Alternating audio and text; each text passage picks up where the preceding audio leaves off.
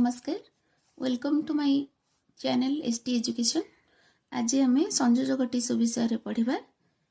संयोजक टिश्यू रे रक्त और अस्थि थाए, से रक्त विषय आम पढ़ा। रक्त एक तरल संयोजक टिश्यू। यार मैट्रिक्स को प्रलसी बा प्लाज्मा कहुए। एथिरे तीन प्रकार कोष थाए, यथा लोहित रक्तकणिका बा रेड ब्लड कर्पस्कल, श्वेत रक्तकणिका बा व्हाइट ब्लड कर्पस्कल एवं अणुचक्रिका बा प्लेटलेट रही था।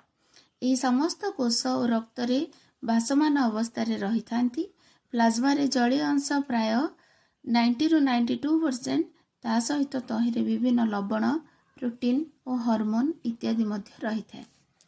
रक्त एक प्रवाही टिश्यू होइथिबारु तहिरे परिपाक खाद्य, श्वसन वायु, अम्लजान एवं अंगारकाम्ल, हार्मोन, विटामिन, लवण और वर्ज्य वस्तु आदि को नहीं शरीर विभिन्न अंग को जाए। रक्तर पीएच 7.4 यह क्षारीय एवं लवण स्वादयुक्त।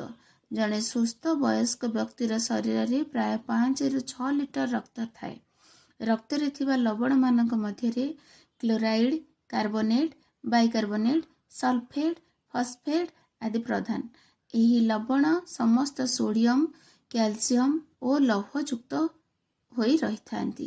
रक्त रे थिबा जैविक पदार्थ बा ऑर्गेनिक सब्सटेंस मध्यरे प्रोटीन यथा अल्बुमिन, ग्लोबुलिन, फाइब्रोनोजेन, प्रोथ्रमिन इत्यादि प्रधान।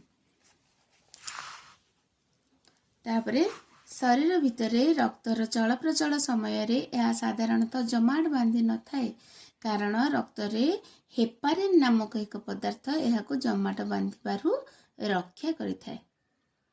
रक्त निजर जमाट बांधिबा और रोग प्रतिरोधक शक्ति द्वारा शरीर को सुरक्षा प्रदान करिथाए। लोहित रक्तकणिका बा आरबीसी। एही कोषर आकार 2 अवतल बा बाई कनकेव विशिष्ट। मनुष्यर लोहित रक्तकणिका न्यष्टि न थाए। यार आयुकाल 120 दिन होता है। एनु प्रत्येक दिन शरीर में नूतन लोहित रक्तकणिका तैयारी और मृतकणिकार अवक्षय होता है। एथिरे हिमोग्लोबिन थिबारु रक्तर वर्ण लाल देखा जाए। हिमोग्लोबिन एक जौगिक पुष्टिसार। रक्त रे अम्लजान और अंगारकाम्ल परिवहन कार्य रे हिमोग्लोबिन मुख्य भूमिका ग्रहण करिथाए। अम्लजान और अंगारकाम्ल परिवहन करिबारे किए सहायता करिथाए? हिमोग्लोबिन सहायता करिथाए। कोथिरे? रक्त रे। श्वेत रक्तकणिका बा डब्ल्यूबीसी। एही कोष न्यष्टियुक्त और रंगहीन। यार कौनसी निर्दिष्ट आकार नहीं। यार आयुकाल प्राय 3 दिन। आम शरीर में विभिन्न प्रकार श्वेत रक्तकणिका रही है। गठन अनुसार यह 2 श्रेणी विभक्त करा जायछि, यथा ग्रानुलोसाइट एवं आग्रानुलोसाइट। श्वेत रक्तकणिका देख 2 भाग विभक्त, ग्रानुलोसाइट, आग्रानुलोसाइट। पुणी ग्रानुलोसाइट 3 भाग विभक्त, न्यूट्रोफिल, इओसिनोफिल, बेसोफिल। आग्रानुलोसाइट 2 भाग विभक्त, लिम्फोसाइट एवं मोनोसाइट। तापर पढ़िबा आमे ग्रानुलोसाइट। ग्रानुलोसाइट 3 प्रकार, यथा न्यूट्रोफिल, इओसिनोफिल एवं बेसोफिल। न्यूट्रोफिल यार न्यष्टि 2 किंबा 3 लोब विशिष्ट। यह एक भक्ष्यकाणु बा फाइगोसाइट्स। तेणु कौनसी कारणरू शरीर बैक्टेरिया द्वारा आक्रांत हेले यह तार प्रतिरोध करिथाए।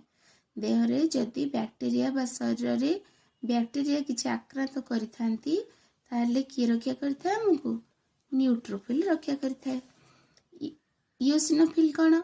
यार न्यष्टि 2 लोब विशिष्ट। यार न्यष्टि 2 लोब विशिष्ट। यार कोष जीवकरे उज्जवल लोहित बादामी रंगर कणिका रही है। परजीवी मानक शरीर तड़ी देवारे यह मुख्य भूमिका ग्रहण करिथाए। बेसोफिल न्यूट्रोफिल सहित न्यष्टि सहित यार सामंजस्य अच्छी। एथिरे बैगणी रंगर कणिका रही है। यह बीजाणुनाशक नुहे।